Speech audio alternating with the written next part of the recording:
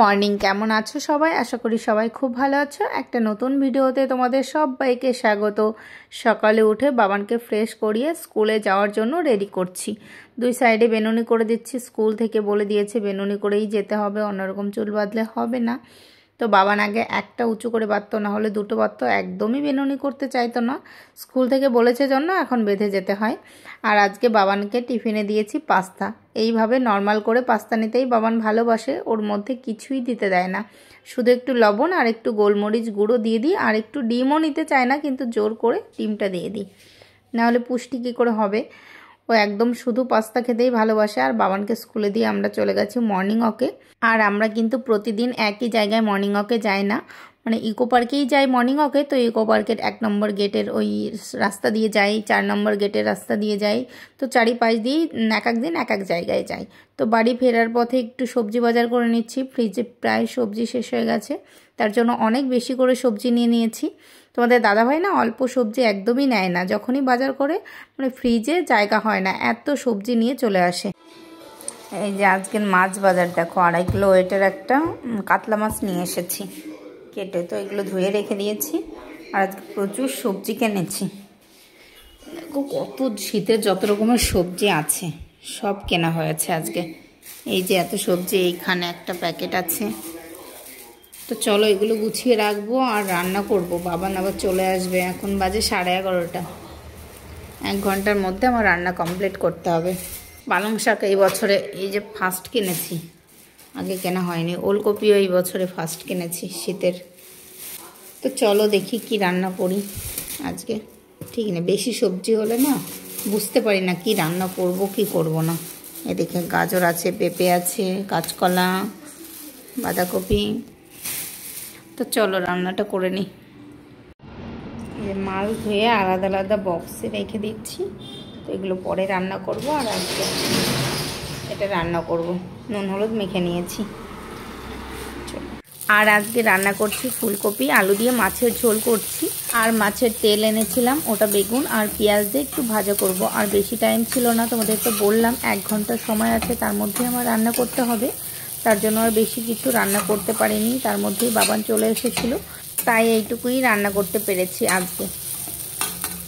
আর আজকে আমি জুতোর র্যাকটা পরিষ্কার করছি। অনেক দিন হয়ে গেছে পরিষ্কার করা হয় না।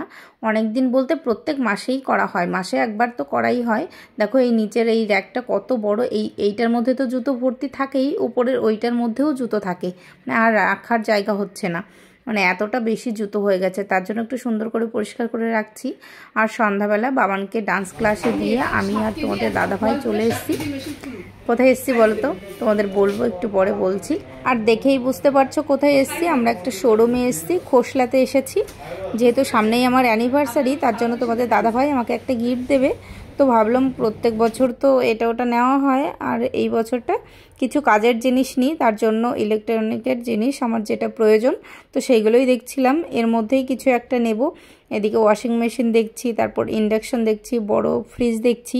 তো এর মধ্যেই কিছু একটা নেব। তোমরা গেস করো তো আমরা কি কিনতে গেছি। তো এদিকে তোমাদের দাদাভাই কথা বলছিল, তো অনেক কিছুই দেখছিলাম, এর মধ্যে কোনো একটা জিনিস নেব। আজকে নেব না, আজ শুধু দেখতে গেছিলাম কি নেব না নেব। তো অনেকগুলোই জিনিস দেখেছি, এর মধ্যে একটা কিছু নিয়ে নেব। আর বাড়ি ফেরার পথে আমরা একটু চা খাচ্ছি। আর এই দোকানটা না আমাদের একদমই বাড়ির কাছে, এত ভালো চা করে। অনেক ভিড় হয়, কিন্তু কখনোই এই দোকান থেকে আমাদের চা খাওয়া হয় না, যেহেতু বাড়ির কাছে, তার জন্য আর এই দোকানটা কখনো আসা হয় না।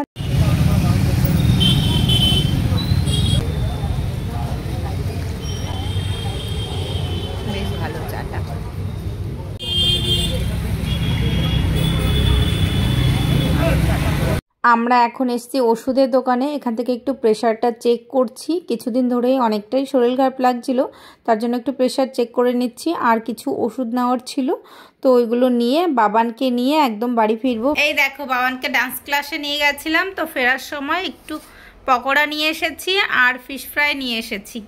তো চলো আমি আর বাবান এখন এটা খেয়ে নেব। আর দেখো মুখটা দেখো খুশিতে, একদম খুশি না, ওকে একটু রাগিয়ে দিয়েছি। চলো আমরা এখন এটা খেয়ে নিই।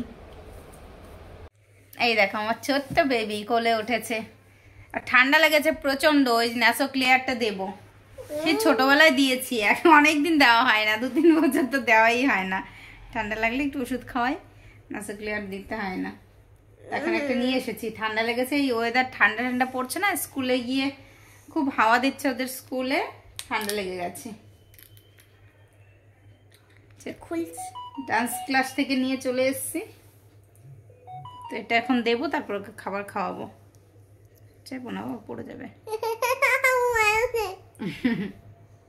কোনো স্মেল নেই, একদম নর্মাল জলের মতন।